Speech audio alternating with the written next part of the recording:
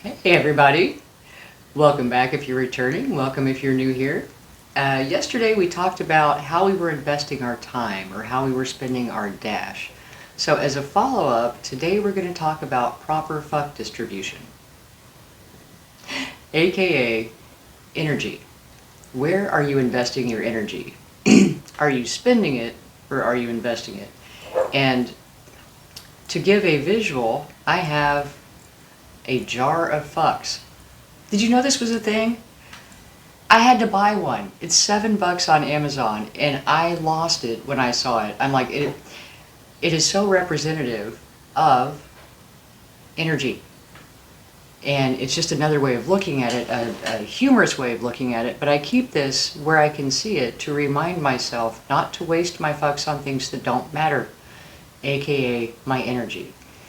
And in yesterday's Shit to Ponder, I was talking about how I'd held a grudge for years about my step-grandmother. That's energy daily that I put into her ugliness towards me. I was investing my energy, bringing that back into my mind, and hurting my feelings all over again and getting mad about it. And what that does, that's a background drain. Right? That's not even something we're dealing with in the moment. That's the past coming back to suck our energy. And so, if this is a day's worth of energy, because we do really, as a human being, have a specific amount of energy available for each day. And that's why we have to sleep. That's why we have to eat. We have to replenish that energy. Getting in nature and connecting with the earth and things like that also help replenish that energy. Just the shower, the water, cleansing, releasing the stress, releasing the day is renewing for our energy body. But on the grudge topic, so let's say I wake up in the morning and for whatever reason my hair looks like crap, and the first thing I think of, and I know that's probably a bad example right now, but anyway, say my hair looks like crap, and the first thing I think of is when my step-grandmother made the comment to my mom, you know, Krista's hair is looking really rough. Do you want me to take her to my salon? Because she always had something like that to say.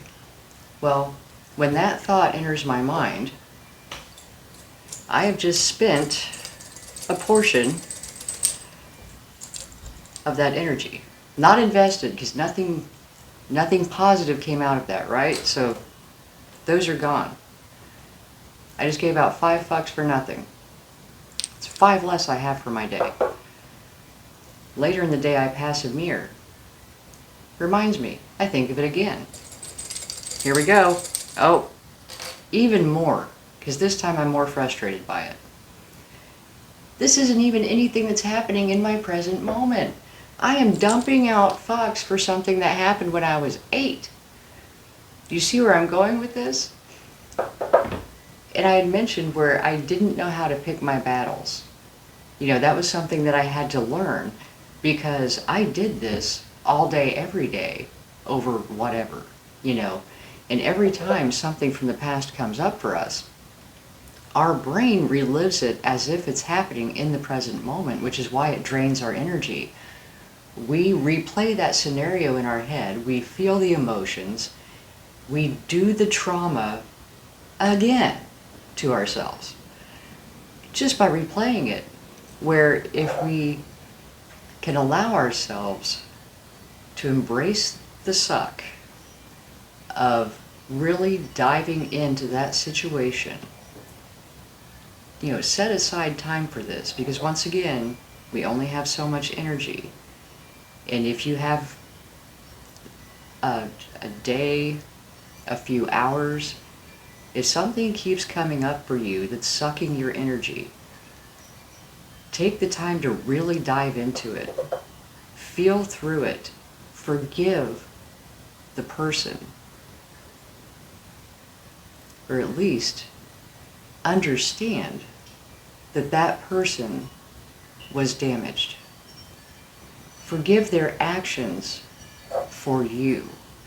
Because the cliche, hurt people, is very true. And I never took the time to get to know my step-grandmother. However, after she had passed, people talk about them more often when they're not there, and or at least in my family. But she didn't have the easiest life, and she had been through some very traumatic things that she had not dealt with. So in turn, she was very hurtful to others. And regardless of where that came from in her, if I looked at her as a damaged human being who had been hurt by other people and could feel compassion for the hurt that she experienced and release the power that her words had had over me by realizing that it didn't have anything to do with me. It was her own hurt coming out of her. It was her way of trying to deal with what was inside her. Now, forgiveness, again, does not make it acceptable. It doesn't mean that you condone their behavior. It doesn't mean that what they did was okay. What it means is you're no longer going to spend your precious energy on those things. You're going to release that person, and most importantly, release yourself from what happened back there. Because if it's still coming up here, you're still holding on to it. And every time you focus on it, you're giving energy to the statements that person made that hurt you that far back. You're carrying it with you, and it's sucking your energy. And those statements that they made that hurt you continue to hurt you because you keep feeding them your energy. You keep bringing them back to life with your energy.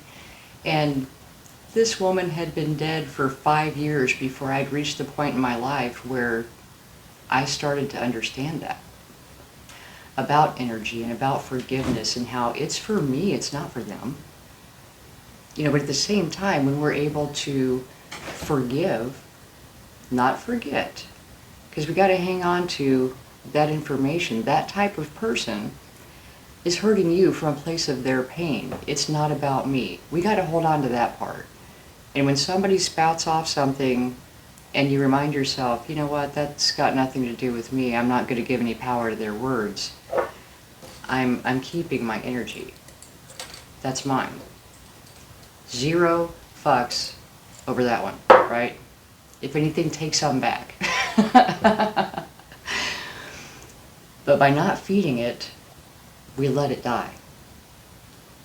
We release our attachment to that person, the power we gave their words, the hurt that it has caused us, and we quit letting it hurt us in the present.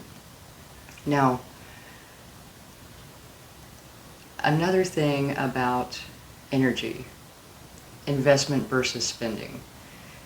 So, picking your battles is a big one. Okay, I'm sorry, bear with me here. I went to the funeral Saturday, and that took a couple days worth of the energy I have available right now, so I'm a little hazy. But if you don't heal what hurt you, you will bleed on people who didn't cut you. An example with my step-grandmother is a perfect, that's how that plays out. And so for ourselves, if we can take the time to really heal, and like I said, really feel through things, look at the situation, cry, throw things, whatever it takes to get that emotion out of you. Because the emotion is energy. And when we don't express it, if we don't feel it, if we don't move it out of our body, we carry it with us, and it's just like having your charger plugged in for your phone. When you're not charging your phone, there's a slow energetic drain keeping that baggage alive. And you'll run out of these way before you think, because you don't realize how much is being siphoned away from you by all these things you're carrying that are no longer relevant, but they're still living in your head. and you're bringing them back to life and getting emotional about them, and that emotion uses our energy, and it's emotion over something that happened 10 years ago. We don't want to give power to that. We want to keep our power here in the moment where we can make differences in our lives. So that's why we've got to be careful about where our energy is going. Do you have any energy leaks? Because there are so many things that pull on our energy, and if we want to be our best and be in the moment and be able to act on the things that we encounter, we have to protect our energy. Here's another good example. Somebody calls you with their problem that they're trying to make your problem. Oh my gosh, I need you to run here and get this because I forgot, and I've got people coming over, they're going to be here in this amount of time. That, excuse me, that sounds like a you problem. Because if I'm busy dealing with what I'm dealing with, and I've planned my day, and I know energetically I have just what I need, and time-wise I have just what I need to accomplish the things for me, I can't just haphazardly go throwing all that out because you didn't buy what you needed at the store. And sometimes, we're put in that position because the universe wants to see if we're still stupid. Are you still going to put yourself last? Are you still going to shortchange yourself the time and energy you need? So many times we end up stealing people's lessons. We believe we're helping, but ultimately they end up doing the same thing over and over again because you keep going and rescuing them. And until you stop, they're going to keep calling you every time they've done something that they need bailed out of and make it your problem, and there it goes. Again, all that energy, gone. And at the end of the day, when you still have 18 things on your to-do list that you were sure you'd get done, if you look back and realize that, oh my gosh, I gave all my energy away. That's why I'm exhausted. That's why I feel so drained and probably resentful because you did what you thought was the right thing to do, which anytime we're shortchanging ourselves energetically, we're not helping other people. We have to be at our best to be able to give. When we barely can keep our own cup full, that's not the time to be throwing fucks all over the place about stuff that isn't really even our problem. So this is why it's important to moderate our fuck distribution. And I want to share this with you. This came with the jar. And I'm all about this week, right? I think this is the last day we're going to have a reading. Okay. Use your fucks wisely. You're born with a ton of fucks to give, so you spend them like a kid with a credit card. You give fucks about your friends, about your grades, about your fashion sense, about strangers' opinions. You give way too many fucks about way too many things, because you have so many. Then as you get older, you have maybe 10 fucks per month, so you learn to budget them. You allocate some fucks to family and career, but there aren't enough fucks to give to the newest fads. Oh, someone at work has something they need my help with, it's outside my job title. I'll do my best to allocate some fucks, but this month's pretty tight. Then, as you get even older, you're down to 1 to 2 fucks per month, and those fucks are pretty damn precious. You give them to your family, your hobbies, and your job, but that's kind of it. It's not your fault. Fucks expire too quickly. I would have saved my fucks from when I was young, but I couldn't. Then you hit fuck insolvency. You're getting like 1 fuck a year and you have to make it last, so you go without. And even for previously fuck-worthy things, you just can't give a fuck. Some people run out really quickly. Some people have a fuck trust fund that pays out a decent amount even into old age. But at some point, that fuck faucet runs completely dry and you are out of fucks to give. It's just basic fuckonomics. So whether this jar of fucks sits on your desk at work or on a bookshelf, let it be a physical reminder that your fucks are a precious resource. Don't let all the frustrations in the world distract you from what's really important. And it's our energy. Picking our battles. Where are you going to invest yourself? Prioritize what really matters. Because so many times, just as it says, I mean, it's spot on, and I think it's hilarious. But when we're young, we don't understand. We don't know how to pick our battles. We fight everything. We give a fuck about everything. Like it says, strangers, your grades, the latest fashion trends, everything seems important. And as you get older, you start to realize how much time and energy you wasted on things that weren't important. Even worry, anxiety, all these things that we pour so much energy into, and then the thing we were worried about didn't happen. Or the thing we felt anxious about turned out great. How long does it take us to quit throwing away our energy on things that ultimately didn't matter? And especially when it's someone else's problem, issue. Because fucks expire too quickly. Keep what you need for you.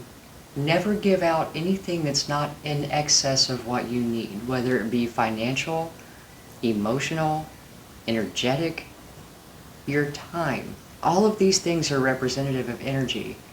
And we only have so much for each day. Be kind to future you. If you're worn out on Monday, tell them you can't make it tonight. Look, guys, I can't make it tonight. I had a rough day at work. I really need to be good to me and get some extra rest.